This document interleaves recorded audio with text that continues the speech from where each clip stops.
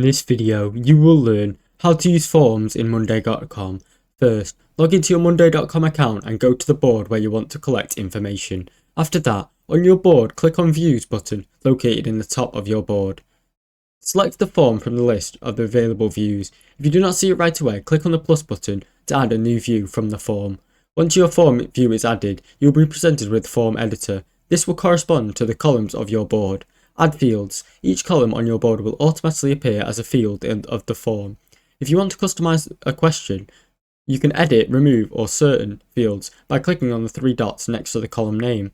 Customize field labels. If you need to change the labels of any field, click on the column title with the form editor to edit it. Select field types. You can also configure the type of fields to be used in the form. This can be text fields, checkboxes, or drop-downs to match the column type in your board. Add a header or description. You can add titles, descriptions all to your form. They will appear at the top of the form. Design the form. Although the form design options are more limited, you still can make sure the form looks clear and is easy to fill out for everybody.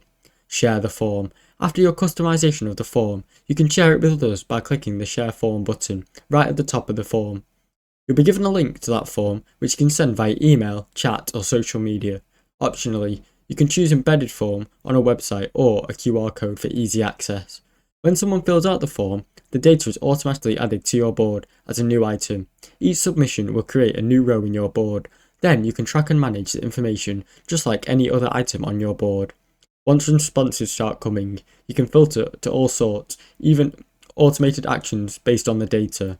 Use automation to notify your team members or trigger other actions based on the form submissions, such as assign tasks, send alerts, set reminders. Delete the form or edit it. If you need to make changes to the form, go back to the form editor and view the columns, labels, fields as needed. If you want to remove the form entirely, you can delete it by clicking on the three dots next to the view name and selecting delete. Thanks for watching. Don't forget to like and subscribe.